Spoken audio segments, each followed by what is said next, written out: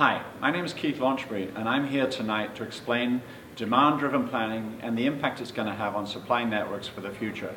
I've just done this presentation for the Greenville chapter of APICS, the Industrial Present chapter, and I guess there were about 50 people in the audience, and it seemed to be quite well received.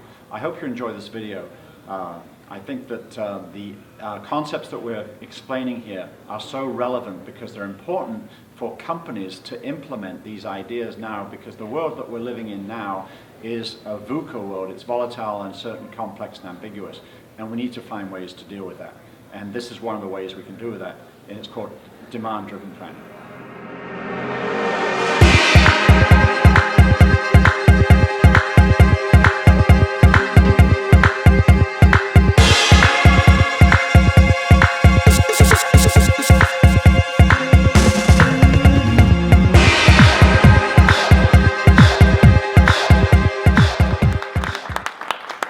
So pleased to be here in South Carolina and to have an opportunity. Tom took me around your beautiful city this afternoon, and it's the first time I've been to Greenville. Wow. I've been to Columbia, but not to Greenville. And I was teaching a course in San Francisco. One of the students there, they got students from all over the world, and I just saw it said Florence. So I assumed that they were from Italy. And I said, "Your English is so good, I can understand every word of it." And they said, "Of course, I'm from South Carolina." Okay. You can probably tell from my accent, I'm not really from New Hampshire. I grew up in Old Hampshire. Do you know what Old Hampshire is? In Old England, before I moved to New England. So anyway, I consider myself to be a multinational. I've got at least 2 passports, so that's pretty cool. Okay. So the topic tonight is the future of supply networks is demand-driven planning for maximum product flow and increased profit velocity. Does that sound interesting? What do you mean by profit velocity? Isn't that an interesting concept? How quickly are you making money? That's a great concept to think about. Not just are we making money, but how quickly? What's the velocity? What's your flow rate through your operation?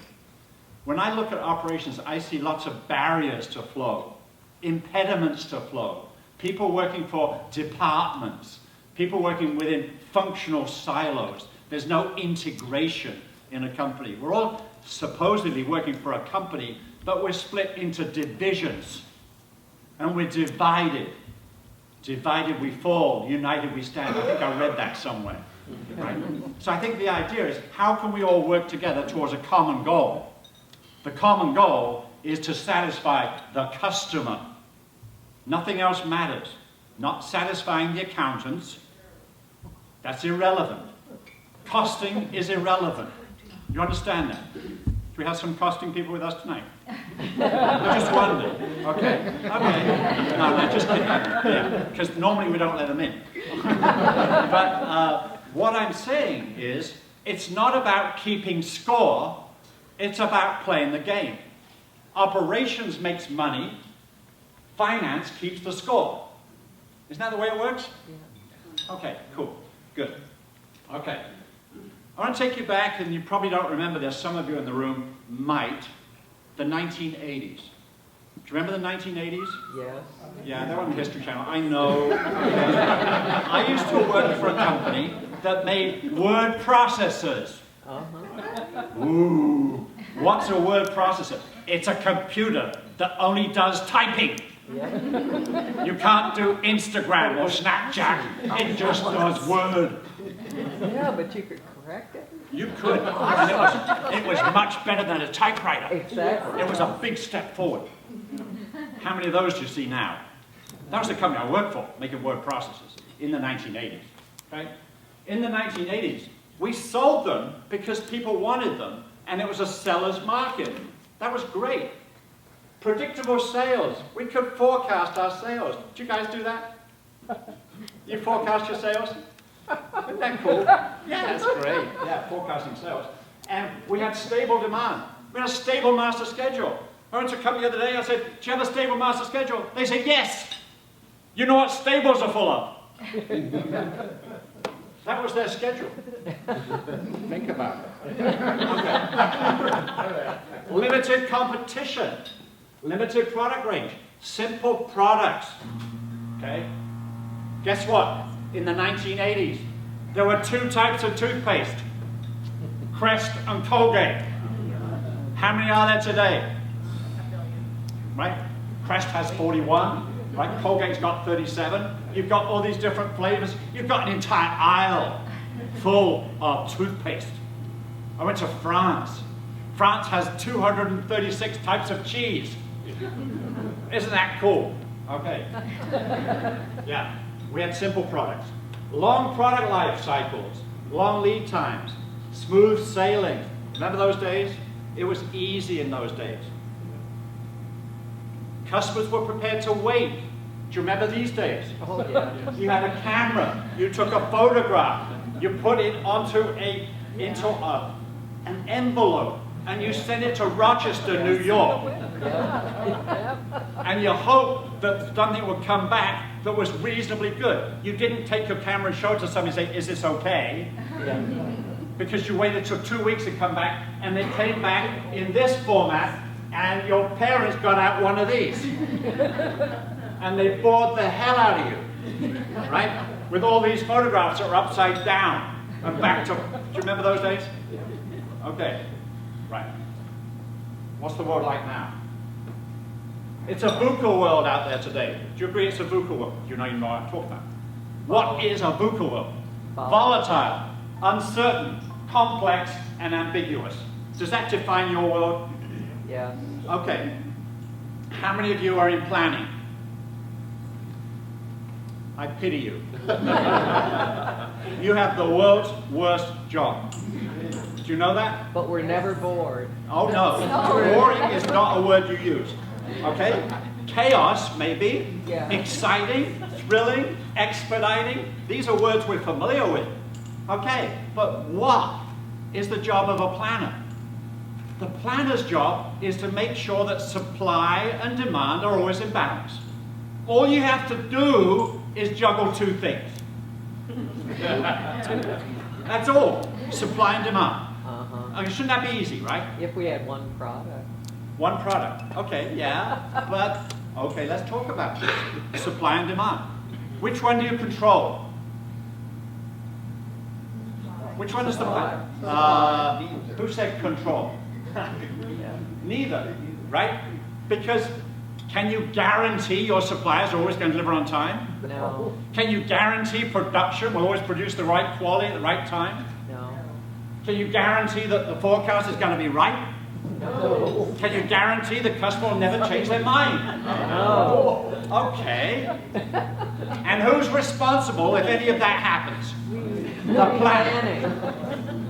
And so if you're doing your job perfectly, no one notices. Exactly. Because they say, oh, that was easy. Because all you have to do is balance supply and demand, or anybody could do that. Right? And then what happens? If you don't get it right, what happens? It's all your fault. Yeah, we got that. Okay. So anybody who wants to be a planner has to be some kind of masochist who wants to be dumped on all the time. Right? And then the other thing is, you're always in trouble. You're in trouble because you have too much or too little. And management don't get it. They don't understand why you've got too much or too little at the same time. It's amazing. I know one company. See if your company could do this. They are out of stock and overstocked on the same SKU.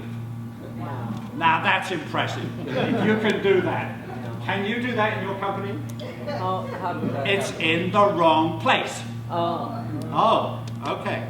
We got distribution centers. It's on the West Coast, but we need it on the East Coast. Oh, that's okay. We'll just do a transfer transaction. Right? You familiar with this? Okay. All right. Now, a VUCA world, where we live in today, volatile, uncertain, complex, ambiguous, fast-paced buyer's market, tough competition, extensive product range, shorter product life cycles. Agreed? Yes. Okay. This is like, not smooth sailing, but that's like whitewater rafting on the Kennebec River in Maine during a turbine test. If you've ever done that. 8,000 cubic feet per second is what we're talking about, flow rate. Okay, pretty cool if you can hang on in the boat. But 3 of the passengers that we were taking didn't manage to stay in the boat. Right? I did. Customers expect instant publication of photographs. Instagram, Snapchat, everyone's doing it, right? Instant communication around the world. Here's the problem. Supply chain is a lousy term. Do you understand that? Why? Because it's simply not true. It is not a supply chain. What is a chain? A chain is something you can tie around someone's neck and yank if you want to pull their chain. You know, like Walmart pulling their suppliers' chains, if you're familiar with that. Right? Now, is that the way it's supposed to be? Isn't it supposed to be like a two-way street? Aren't we sharing information upwards and downwards? It's not just a one-directional thing. Okay? So the theory is products move downstream and information moves upstream. My son referred to my daughter the other day. He said, dealing with Sarah is like pushing a rope. Do you understand the concept? You can't push a rope. Chains only work under tension. We don't want tension in our supply chains. What we want is collaboration. We want flow, and the world is not that simple. Do you agree? Yeah. The world has supply networks, not supply chains. Networks are collaboration. Sometimes our suppliers can become our customers. Sometimes our customers become our suppliers. Does that make sense? Yes. That's the world we live in, much more complex. So, you've probably heard of the SCORE model. Okay? These are the building blocks. Plan, source, make, deliver, return. This is from the suppliers over here, the sourcing side, to the customers over here. Very simplified approach, but too simplified. What we need to do is expand that, because the world is far more complex. That's one company. A $35 million company. Do you know that company? Unilever. Guarantee you've got a bunch of their stuff in your home. Okay? Unilever is worldwide. 51 billion euro company with all those different brand names. Worldwide. Very complex. What does their supply chain look like? Is it linear? Is it straightforward? By no means. Way more complex than that. Supply chains are not delivering. Why? This was a study that was done by Carnegie Mellon University. So what they're determining is gaps in supply chain infrastructure resulting in poor performance. 480 product orders attempted a 7-day order. Only 25% of the orders could not be completed online. Average days to receive an order, 5.2. Only 25% of retailers met their delivery commitment. Do you know what they have in retail? They have the stuff that they want to sell, not the stuff that we're buying. They're always stocking for the next season. I want to buy a snowmobile in April. You can't do it. You can online, but you can't go to Sears and get a snowmobile because they've already got the Sea-Doos for the summer months. Does that make sense? Yeah. Retail's got the wrong assortment. Okay. 10 problems with supply chains. I like lists. So there's always 10 problems with something, from my perspective. You even have to invent more ones to put on there. Right? So 10. First one is, supply chains assume linear relationships. I've mentioned that before. Supply chains only flow downstream. The reality is that products flow in two directions. Have you heard of ISO 14000? Yeah. Okay. Anybody compliant with ISO 14000? Okay. Have you heard of ISO 9000? Yeah. Somebody asked me, what's the difference? I said about 5,000. I said, no, it's got to be something more than that. I said, yeah, there is. Okay. ISO 14000 is the environmental standard. It means you're doing things right for the environment. Okay. Are you still using plastic? Okay. Good question. I was just reading about this island called Henderson Island. Have you heard of Henderson Island? No. It's the island with the world's worst pollution of plastic. And they don't have a lot of people living there. It's just that all the ocean currents wash up all that trash on that island. That's single-use plastic stuff. That's not ISO 14000. Supply chains only flow downstream, unless you're in an ocean and it flows all over the place. Supply chains are rigid and inflexible. We've got this whole concept of ship it and forget it. You know what I mean by that? Get it on the truck, as long as it left the building, it's okay, we don't really care after that. It's somebody else's problem. No, it's not. It's still our problem, until we get it to the customer. Supply chains are not integrated, okay? They've got different elements in the supply chain, different owners, different entities in the supply chain. And I like this one. Supply chains plan at the speed of night. Do you know what I mean by the speed of night? Okay, are you running an MRP system? Is it a batch net change system? Yeah. Does it run daily? Or does it run every night?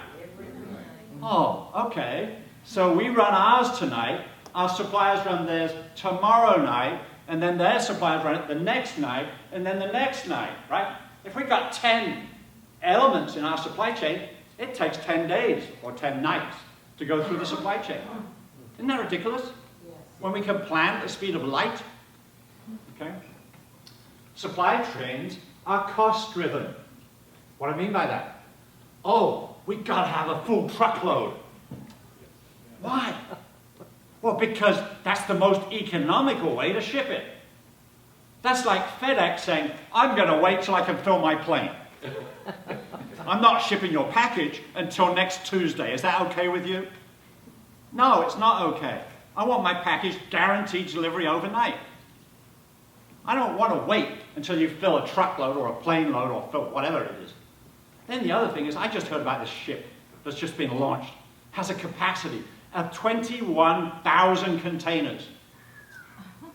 21,000. I'm going, how long is that going to take to unload? And what happens if I'm looking for container number 3? Yeah. And that was put on the 3rd one, and they've got to take the other 20,900 and you do the math. It's like, that's not going to work, guys. Okay? Supply chains contain, cost-driven. That's what I'm talking about. Supply chain. Being driven by cost because full truckload. Supply chains contain far too much waste. What do I mean by that? All the stuff that we put in cardboard boxes for single-time use when we ship it from product A, from customer A to position B. From A to B, we put it in packaging materials. We take that packaging material and we throw it away. Instead of being returnable. Too much waste. Supply chains are too slow. Supply chains contain too much risk. Do you agree with that? Everything that we have in the supply chain is at risk, and supply chains are not intelligent. They can't think for themselves. We haven't built that intelligence into the network, yet it's capable. We're capable of doing that today. Have you heard about Hanjin? Anybody impacted by Hanjin? Nobody? You were? Have you got your stuff yet? There was a significant shipment that has not been recovered. Still not recovered. That's correct. To this day. And that was in August 2016. We're talking almost a year ago. You familiar with this? People who are not impacted by it probably didn't feel it. The world's 7th largest container carrier filed for bankruptcy, stranding $14 billion worth of cargo at sea as the company lacked cash to pay cargo handlers, tug operators, or ports. They couldn't unload. Right? That can happen. So the more stuff you put on the ocean, the more stuff is at risk. You ever thought about that? How do you change your order when the product is already on a container ship halfway across the Pacific? You can't change your order. There's no flexibility. No, you might have paid for half of it already. Yeah. It's a problem, isn't it? Okay, traditional supply chain goals. Sourcing. We want the lowest purchase cost. Right? Lowest purchase price. We want safety stocks. You guys familiar with safety stocks? Yeah. Yeah. How much safety stock do you need to guarantee 100% customer service? All of it. Okay, that's a stupid answer, right? But all of it. Or infinity is a good number. Okay, because I guarantee you don't control the customer. If the customer orders one more than you've got in safety stock, you're out of stock. Because Customer, somehow they know that. Okay? Lowest purchase price. Okay? I always think, hey, isn't it great? We want the lowest bidder. Do you ever see a series called China Beach? It was about Vietnam. And the sergeant is addressing the troops as they're going into battle. He said, just remember, all your equipment was made by the lowest bidder. That's not really motivational if I'm going to go into battle with an M16 that's going to jam because it was made cheaply. Lowest purchase price doesn't mean it has the best value. We want the best value. What about manufacturing? We've got to have high utilization. Right? How many times do you hear that at work? Got to have high utilization. Why? Well, we spend a lot of money on this piece of equipment. We've got to make it run. We've got to make a profit. We've got to run it around the clock. I'm teaching a class about utilization and efficiency. I said, can you justify your car based on utilization? Let's see. You've got 168 hours available in a week. How many hours are you driving it? 12? Okay. 11? 10? We're talking like 6% utilization. So here's what you can do. You can pay somebody to drive your car around for you all day long.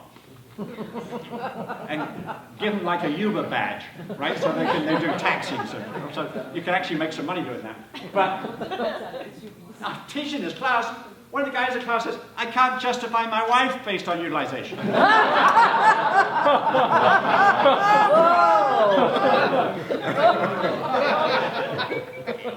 One of the ladies in the class said, probably because you're too efficient. Did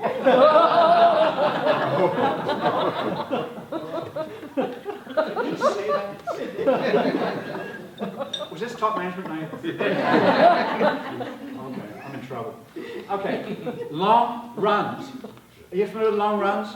Oh, yeah. We just got it set up right, and now you want to change it? No, let's keep it going, and let's just produce lots and lots of this stuff. What do you mean shelf life? What do you mean obsolescence? What do you mean that I'm not going to have the right variety? That's irrelevant if I've got high utilization. No, it's not. It's not about long runs. It's not about low unit cost. It's about flow, okay? And safety stock. Full truckload quantities to get the best shipping rate. And then we want safety stocks and shipping as well. Traditionally, supply decisions are cost-driven, focused on utilization, increasing efficiency, and lowering unit costs.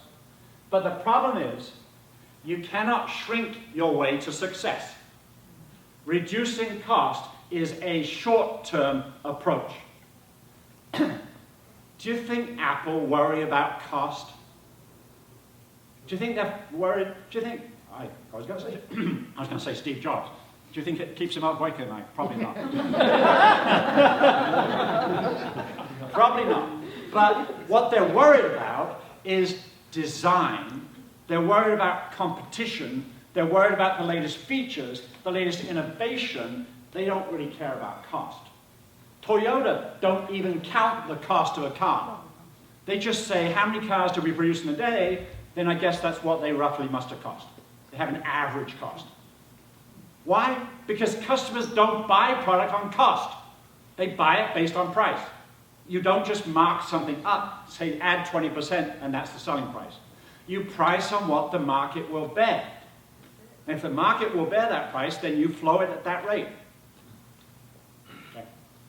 So, focusing on that creates longer production runs, less product variety, overproduction, excess inventory, overloaded vessels, overloaded highways, bridges that collapse, longer lead times, higher carbon emissions, and more dependence on forecasts, which I sort of mentioned earlier, like forecasts. Okay. There are 8 areas of inherent waste in supply chains, and we call them TIMWOOD P. You know, if you want to remember acronyms, TIMWOOD P. What does that mean? Transportation, inventory, motion, TIM. Wood, waiting, overproduction, overprocessing, defects, and then waste of potential, right? So this is traditionally Shigeo Shingo's concept of lean. These are the 8 definitions of waste. And I gave you some examples there. Double handling, there's one. Motion, how many times do you receive it off a truck, unload it, and put it on the shelf? and then take it off the shelf and put it back on another truck to go somewhere else. Right? Or move it from one distribution center to another distribution center and load it and unload it and do double handling. How much does that add value? It doesn't. Right? Inventory that's surplus to requirement. Waiting time. Idle time if operations are not timed correctly. Overproduction. Overprocessing. A whole bunch of things we have in our supply chain called waste. Now, you end up with the worst of both worlds. You get this. This is a company that's got their own arena, right? Overstock.com shouldn't exist, right? But they do, and then we've got overstock and shortages possibly at the same time, and management doesn't understand why the inventory is so high. We've got lots of stuff that customers don't want. Management doesn't understand why there are shortages. We seem to be out of stock of all the stuff that customers really want. I've had people tell me, oh, there's a problem with that. What is it? Oh, we sell too many. That's your problem, you sell too many. Yeah, we can't keep it in stock, I'm sorry. Okay, we'd like to have it, but we don't, so we sell too many. Wouldn't that be a nice problem to have? Wouldn't that be great to have that kind of demand? Top management asked why. Well, here's why. The planning system told the planner to, based on the following assumptions. The sales forecast was accurate. Right? Do you know why God created economists? To make weather forecasters look good. The job I want is the weather forecaster for Phoenix, Arizona.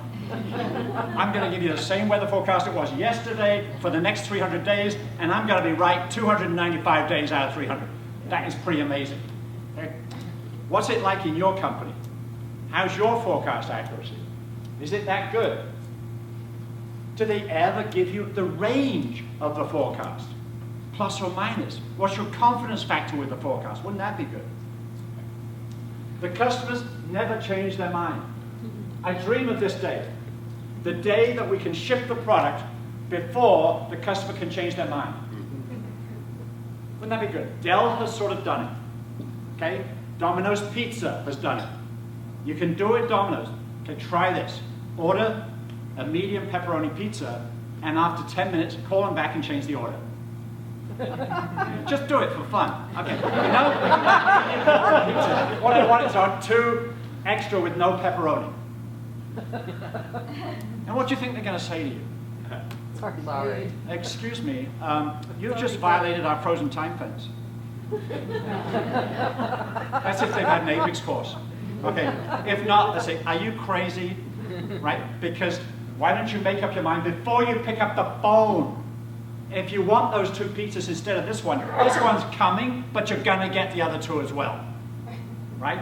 Does that make sense? Because they ship it quicker than the customer can change their mind. It is possible. The problem is, many companies give our customers too long to change their mind. Right? So they do. And the first time they do it, that's the first time the dam breaks. Because you did it for me last time. Right? So you're going to do it to me again. Right? Because last time you were very responsive. Don't give me that stuff about the master scheduler and the frozen time. Don't give me that stuff. You did it before. Right? Suppliers always deliver on time and in full on time. Production always delivers on time and in full. There are no engineering changes. Inventory is a result of a planning decision. If your supply and demand are not in balance, inventory could go negative. Excess inventory and production shortages are the inevitable consequences. It's a planning problem, not an inventory problem. Inventory is the consequence of the planning problem. The plan doesn't control demand or supply, but they're responsible for everything. There's the demand side, there's the supply side, beautifully in balance, but if it's not in balance, you get excess inventory, or you get the opposite, which is OSWO. Do you know what OSWO is? Oh shoot. Oh shit, we're out. Okay, that's OSWO. Okay. This is top management night, we have to raise our game. But you've probably heard that around your plant quite a lot. Oh shoot, we're out, or worse to that effect, right? OSWO creates death rower. What's death rower? Don't ever run out again. That's death rower. People ask me, what's the F for? I said, emphasis. Make sure you really understand how important it is that you don't ever run out again. Okay, here's the problem with forecasts. I wrote this book about oxymorons. You know what oxymoron is? My wife is a career Navy officer. I cannot use the traditional oxymoron of military intelligence because she has a master's in strategic intelligence, and she's told me she has friends in high places with nuclear weapons. So I decided not to use that, and I will use jumbo shrimp. Two words that don't belong together in the same sentence. Can't be jumbo, can't be shrimp at the same time. APICs have oxymorons. Forecast, accuracy. Why do those words not fit together in the same sentence? Forecast accuracy. Unbelievable. Okay? All forecasts are prone to error. Agreed? If it wasn't a forecast, it would be a committed order. And you could actually ship it and you'd actually get paid for it. Have you ever tried to invoice a forecast? How do you do that? I can invoice the warehouse. Okay, let's see how much money I can make by putting it in the warehouse. Okay? The best forecasts predict a range with a probability factor. You need to predict a range with a likely amount of error. So forecasting should be treated like any other process, like an SPC process, statistical process control. Upper control limit, lower control limit. If it's in the range, that's okay. I know one company did that. They said, we're going to make our product managers responsible for forecast accuracy. So they said, you have to be within plus or minus 20% of your forecast. Now, if you undersell your forecast by 20%, we're going to stock the extra units in your office. Just so you understand, that if you can't open the door, it's a pretty good sign you don't need to open the door. Right? And I don't care if you're on the high side or the low side, you're still wrong. That make sense? Yeah. Every forecast that has an error creates havoc in a supply chain. An example of this. Imagine this. 3 months of forecast. The first month, I forecast 1,000, and I sell 1,200. The second month, I sell 1,000, and I forecast 1,000. The third month, I forecast 1,000, I sell 800. What's my forecast accuracy? Seeing if you're remembering those numbers. On the quarter, I'm fantastic. I've got 100% accuracy. What about from a supply chain point of view? I oversold the forecast in the first month by 200 units, which came back in March, but guess what? I'm out of stock for 2 months. That's what's the problem with forecast. You can't just average the forecast. Okay, it should be an upper and lower control limit, not a single number. Okay. It's not about inventory shortage. It's about rapid product flow. I like this one, hate late. I don't know what kind of pizza delivery that is, but that's pretty cool, right? So I've modified the score loop. They don't know it yet, but I did this because I think it's not just about plan, source, make, deliver, but it's about return, assess, maintain, repair, retest, reuse, and then put it back in the planning system. There's that whole reverse manufacturing process. If your products have been consumed by the customer, but they're sending them back to you for replenishment, repair, overhaul, maintenance, that kind of stuff. So it really is a loop, not a one direction versus another direction. Demand network is enabled by information technology.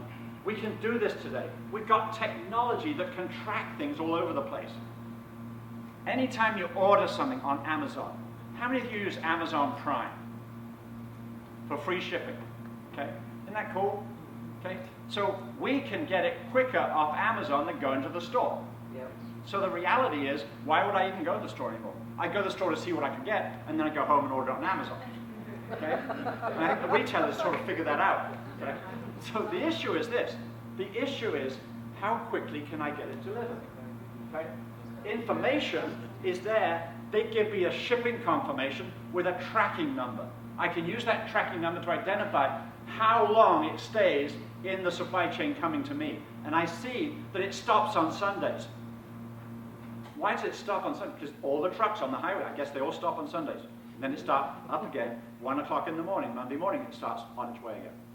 So the reality is, I've got that information, but I can then connect all these nodes together with information.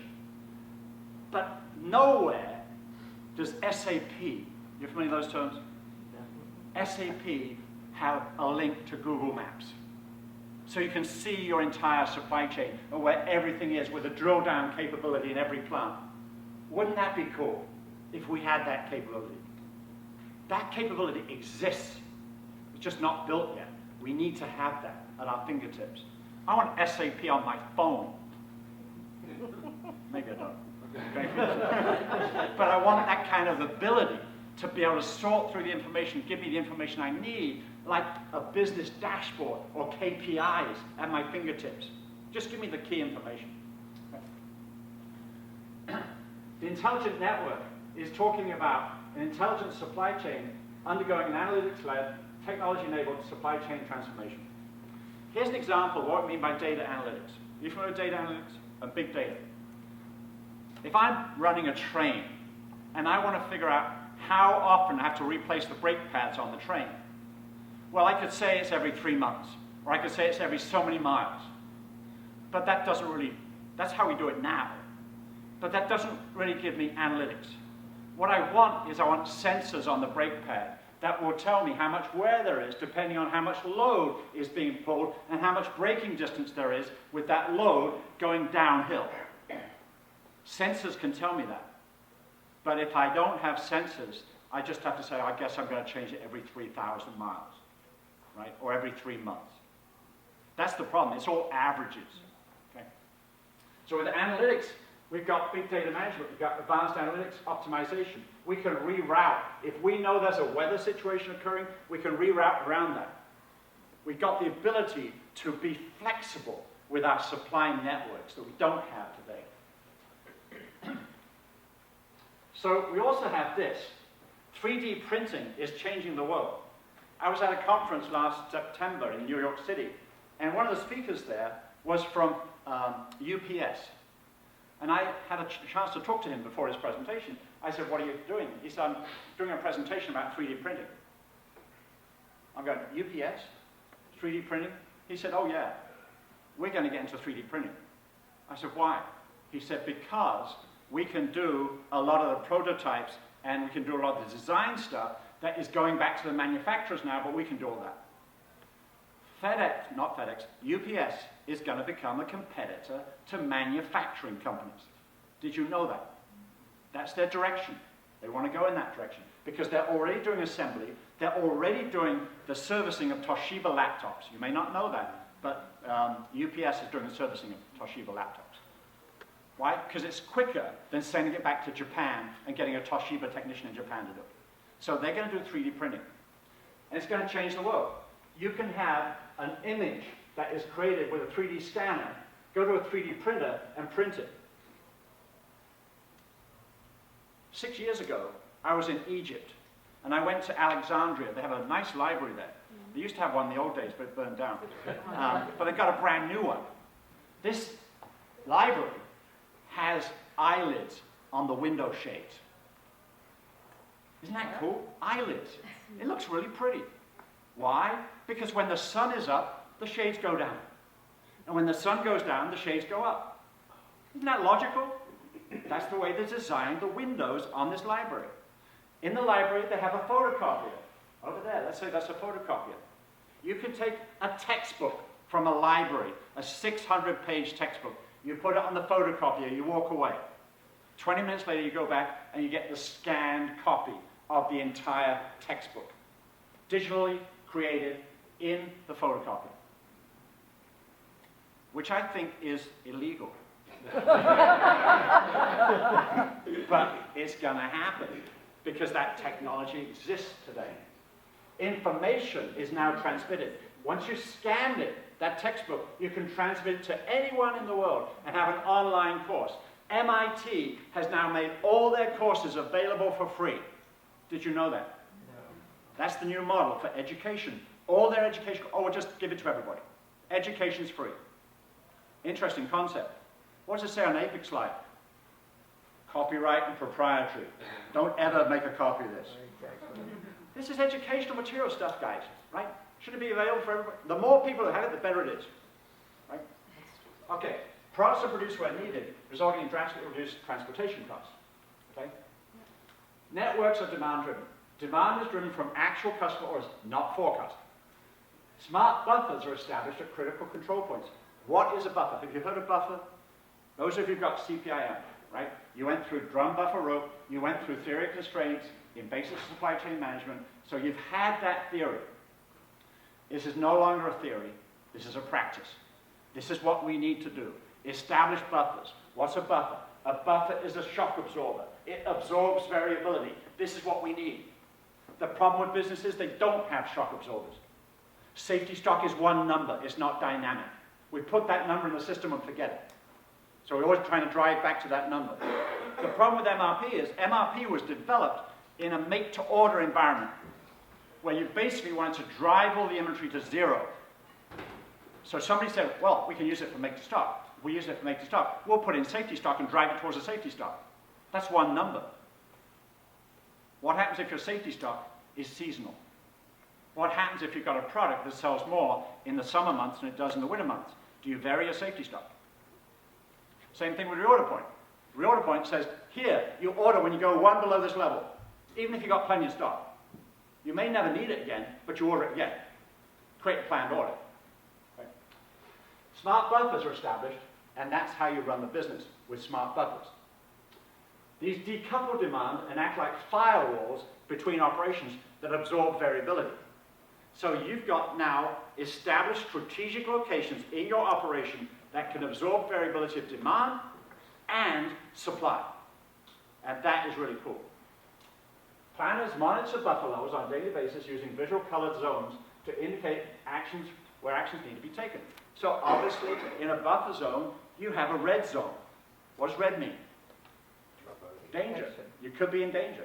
Yellow means it's going to be bad, and green means it's okay. Except for my son-in-law, who is colorblind. He cannot tell the difference between red and green, yet he drives a car. I'm going, how do you do that? He said, red's always on the top, green's always on the bottom. I said, what happens if it's one of those arrows that's like a red arrow or green arrow? He said, I just wait and see what other people do. Okay, but most people can tell the difference between red and green, and so therefore, this is a much simpler way. What I like about this approach, demand-driven approach, is it's visual. The planner is no longer in Excel hell. You know what I mean by Excel hell? You ever played Excel bingo? That's a great game. You go to a meeting, 6 of you go to a meeting, you've all got your own Excel spreadsheet, and you say, I've got a 6, anybody else got a 6? And you check that one off, okay, I got a 12, anybody else got? That's not the way to do it. You know the problem with Excel spreadsheets? They're not validated. Who validates them? Who checks them? Who audits them? Who verifies that that's accurate information? Who monitors your macros? Anybody? Probably not. Okay? So we want to get away from that system into something that is simpler. Buffer management improves and promotes product flow, reduces the amount of wasted inventory. So here's an example of network realignment. What we have in a traditional environment running MRP is we have a bimodal distribution of inventory. What does that mean? There's a mode down here where we have too little. There's another one over here where we have too much. And we have this pendulum that swings backwards and forwards between Oslo and Defroa, Oslo and Defroa. And we keep doing this. Right? So this year, we're on, let's cut inventory. So management have said, let's cut inventory by 10%. Oh, that's simple. We're just going to cut everything that we're selling a lot of. And they said, no, don't do that. Get rid of that excess and obsolete inventory. I said, well, how much are we now buying that will become excess and obsolete in the future? You're now buying excess and obsolete for the future, unless you can correct the planning problem. Okay? So here's what happened. This company went, in the space of about 6 months, from having 9.5 million to 7.3 or 7.2 million. They cut $2.5 million out of inventory, and they went from that distribution to this distribution where this is centered around yellow. Do you see that? Where red was too little, and over here this will be too much, but now we've got a normal distribution centered around where it should be. That's a buffer that's being managed correctly. So think about that in your business, about what is the potential for every SKU if you had a buffer position that could be monitored correctly. This is why I'm so excited about demand-driven planning, because I've been teaching Apex courses for 30 years looking for something that does this. And now it does. Now we've got this capability. SAP is now building this capability into their version, their native version of R3 and SAP HANA. They will have this in their system as standard logic. When they do that, it becomes mainstream, because everybody can have access to that capability. So, demand flow creates cash flow. Now, I went back in history even more than 1980, okay? This is the River Rouge plant in Michigan. Do you know Henry Ford was building cars that cost $650? I was looking at trucks the other day, F-150 trucks, and I'm pretty sure they're not $650. It's like $45,000, $50,000. I think, wow, we got a lot of capability from their $650. We've gone up to this. It's incredible. Ford, they've come a long way, haven't they? Okay? And I'm wondering how long it takes to build an F-150. And I'm wondering how long it took to build a Model T Ford. Model T Ford, I know that number, 83 hours from start to finish. From taking the iron ore, smelting it, putting it into the engine block, putting the engine in the car, taking it down the line, taking it off the line, selling it. 83 hours. I went to that operation, River Rouge, which is now Dearborn, Michigan, making the Ford Mustang. I asked them, how long does it take them to make a Ford Mustang? They said 22 hours. I said, that's pretty cool. They said, but that's the line time. That's on the production line. I said, what about all the suppliers? What about the iron ore that goes in the engine? They said, we don't use that. They're aluminum engines. Okay, fine. Okay.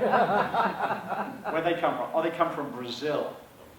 6 weeks by boat from Brazil, 1 week on the dock in Philadelphia, and then 1 week by Amtrak into Dearborn, and then they'll be on the line next week, and then they'll be produced, and they'll go out to the dealer's lot and sit there for like 2 months.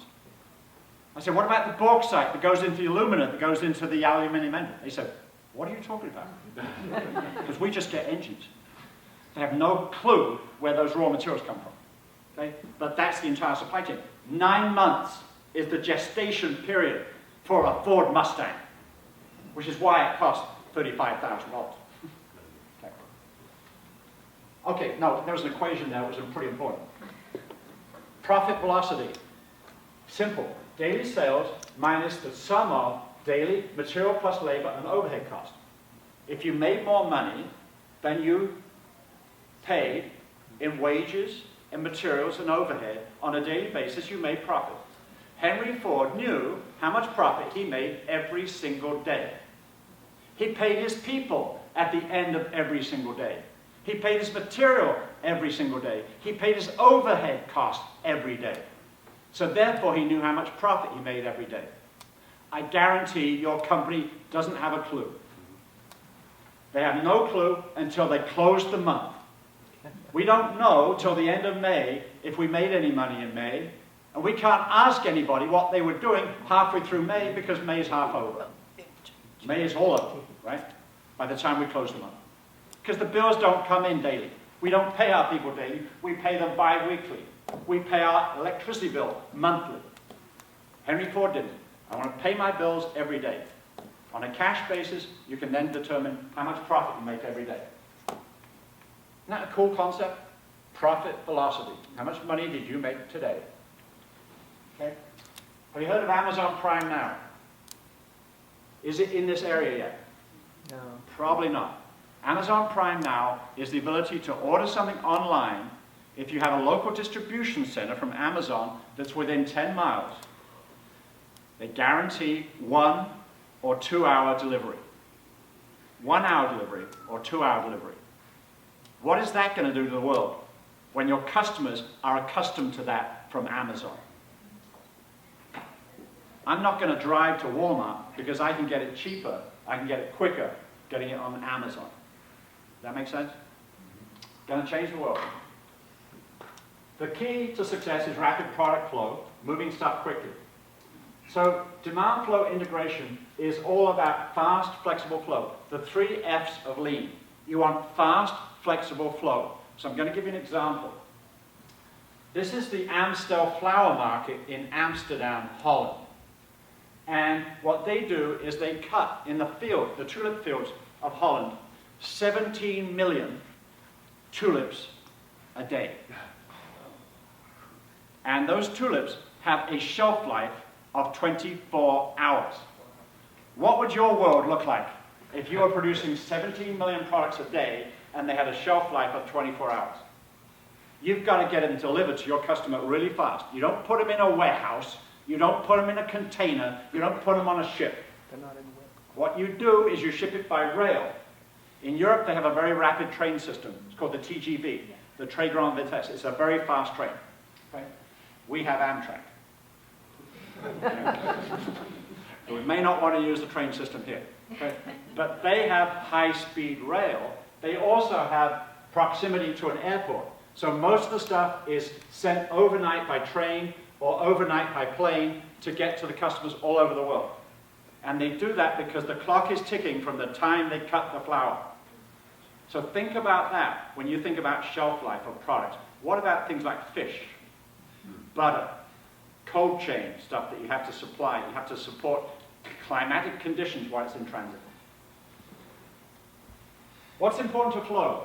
The 3 V's. Visibility to relevant information, velocity of the product and cash flow, and reduction of variability. Variability is the enemy of flow. You know what I mean by that? It interrupts flow. My wife and I have 2 places. We have a place in New Hampshire, which we try to go to in the summertime, and a place we go to in Florida in the wintertime. That's the theory. Okay? So we're experimenting with that. But what they're doing on one particular stretch of road, they are changing the traffic flow. And they have 8 traffic signals in a row that are not coordinated. Yeah. So you get through the first one and you stop at the second one. You get through the second one, you stop at the next one. Have you ever driven in Europe? They have these things called roundabouts, right? And you go round because you don't have to stop if there's nothing coming. On a 4-way stop, you stop. Okay? When I first came to America, I used to drive through those red lights all the time because I just didn't think it was a waste of time because there was nobody coming, right? After a few tickets, I had to stop, right?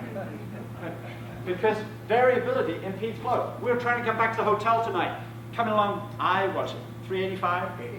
385, and it's going like a snail's pace. And they got one stoplight on the end of this road, and so I counted, there were 10 cars at a time that went through. And then it goes stop, and it stopped for the next 5 minutes. And then another 10 cars go through, and it stops for another 5 minutes. I think, great, we're finally through the traffic light, and there's another one on this corner. Roundabouts, man. Okay. Very good. On 385. It's all about flow. Everything's about flow. Value is defined by the customer. Okay? Product that has no value doesn't flow. Customer doesn't want it. Your customer values flow, not storage. Okay, let's talk about variability. We all know about supply variability. Our suppliers don't always deliver on time. We all know about demand variability. The forecast's going to be wrong. But do we also know about management variability? What's management variability? Do you ever have management tell you what to do?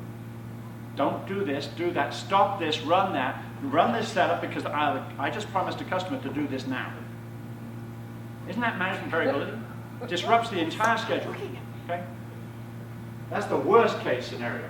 I've got variability coming at me from 3 sides. Okay?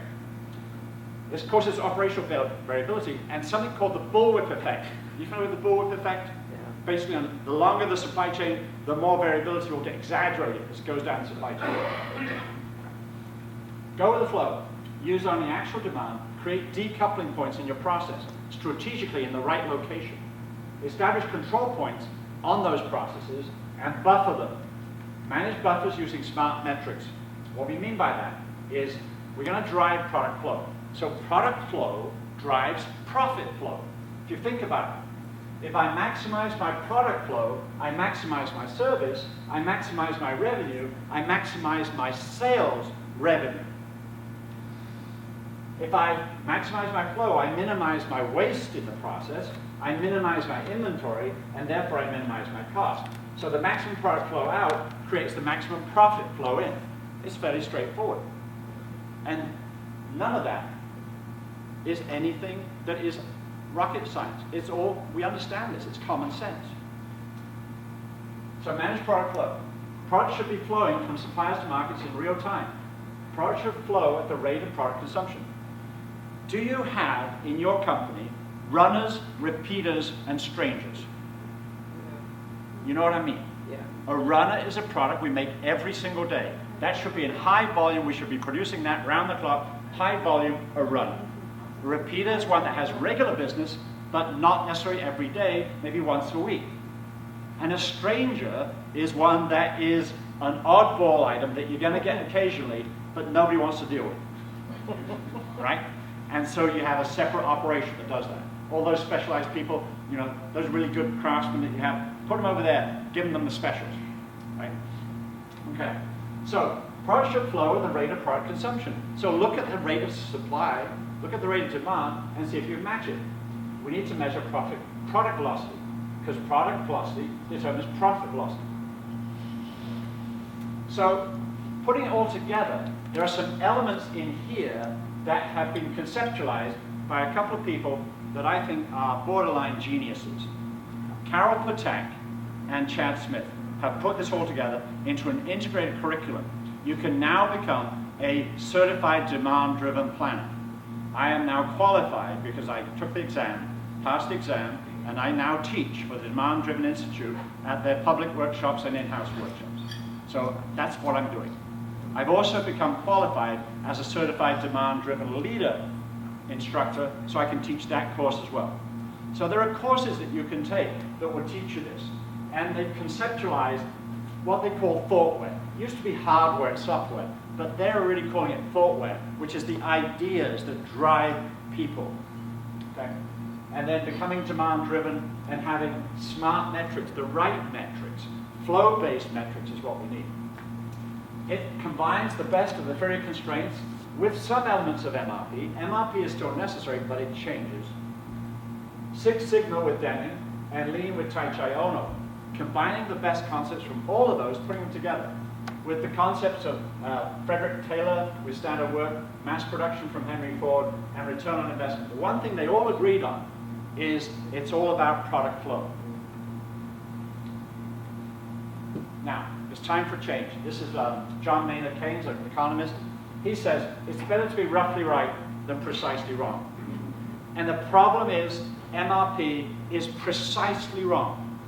It assumes that the forecast will be accurate, and it explodes. Any error in the forecast is exploded down the bill of material. And then the planner gets masses of exception messages, right, to deal with. So it's better to be roughly right. And it's better to have a system that absorbs the variability so we don't explode mistakes. So a smart buffer is strategic, it's managed, it's adaptable, it's robust, and it's tolerant.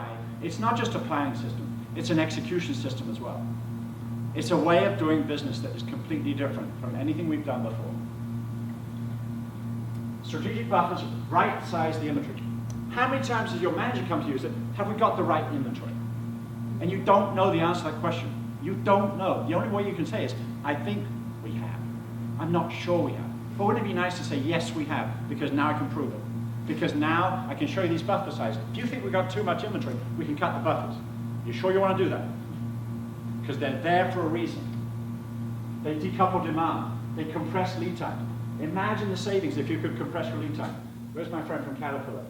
What's your lead time on your equipment? What's the longest? Longest lead time? 16 weeks. 16 weeks. Okay, supposing you had a competitor who could do it in 5. That would be a wake-up call, right? Wouldn't you like to be the competitor that does it in 5 before somebody else does? They would get a lot of our business. Yes, exactly. So the question is, what is your market potential lead time? That's the question you have to ask if you're in a make-to-order business. How many are in make-to-order business? Okay, a number of you.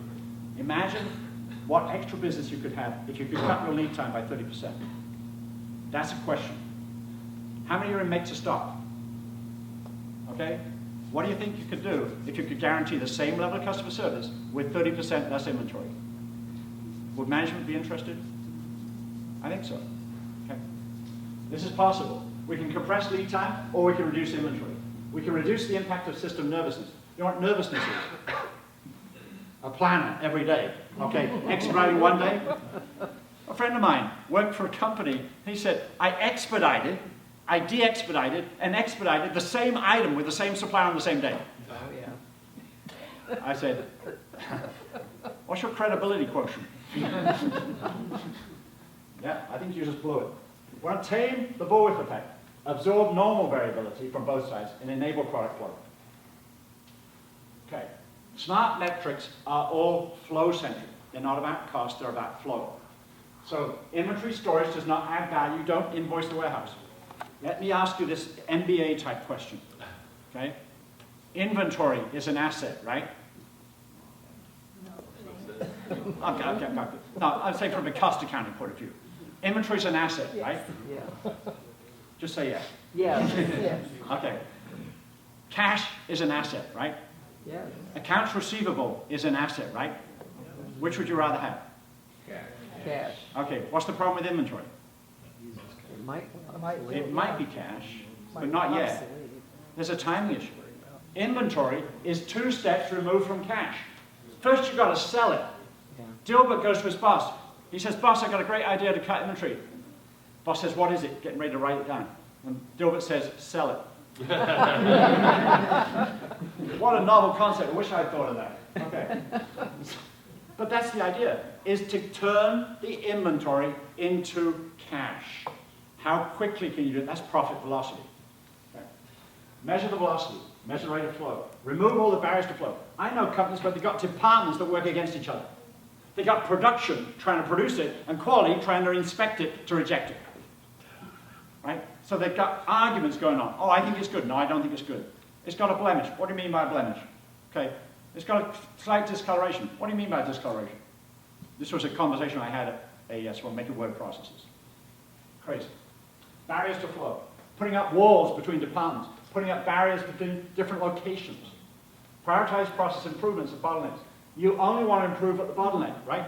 Because an improvement on a non-bottleneck is a waste of time. A waste of money. Okay. Monitor flow past the control points. So this is what it's going to look like. It's going to look like this kind of picture. And this is an actual display of inventory for one particular part number, 1, 2, 3, 4. And you see it starts about $550,000 for one SKU. But look what happens, and these are weeks. In the space of probably about, 4 months, okay? We've cut it in half with no deterioration in customer service because we now have a smart buffer that's working for us. We're now in the green zone.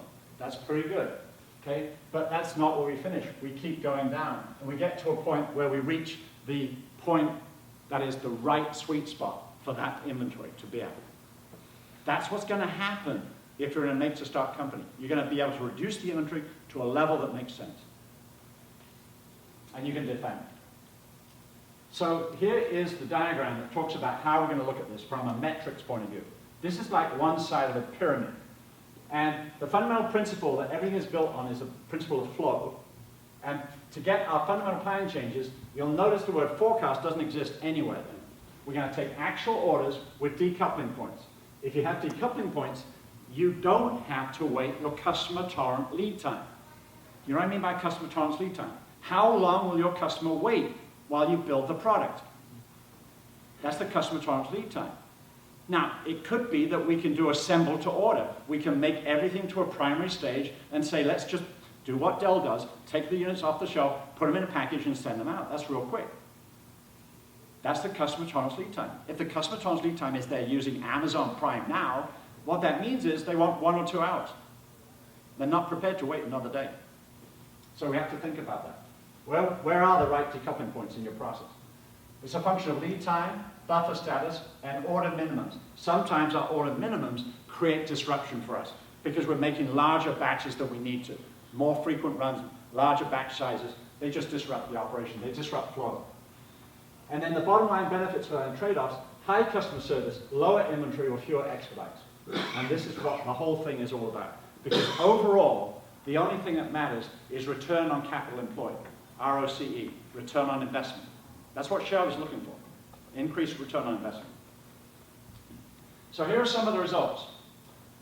Companies who do this, 97 to 100% customer service fill rates, up to 80% lead time compression, 35 to 45%. There's a company in Spain, they called up Carol and said, we just cut our inventory by 40% in 1 month. Isn't that pretty good? She said, no, that's pretty average. They were wanting a big pat on the back for doing such a fantastic. She said, no, that's fairly normal. Carol, you need to work on the tact and diplomacy. Tell them it's great. I did this scorecard for one company, and they scored 8% on a percentage scale. And they said, has anybody ever scored that low? I said, oh, yes. Oh, yes. Don't worry. I've seen worse results that I hadn't. I was lying. Okay? But you've got to let them down gently, right? You've got to tell them, yeah, I've seen enough. They were really bad. But you guys, you scored 8%. Okay. So you can reduce inventory. Those are typical numbers. Eliminate the cost of expediting. What do I mean by fast freight, expedited shipments? Cross ships. You know what I mean by that? Shipping it to one place and then shipping it to somebody else. Schedule break-ins when top management come and say, hey, do this. And reschedules. How many times are we doing reschedules? Wouldn't it be nice to get out of that? Wouldn't it be nice to go into your office as a planner and have a screen in front of you that says, here's where all my buffer positions are, I know I'm protected. Isn't that cool? And you can bring your boss and say, hey, look, there's the screen. You can see where we're at. Okay? So this is a way of making planning much more enjoyable. And isn't that what it's all about? Thank you very much.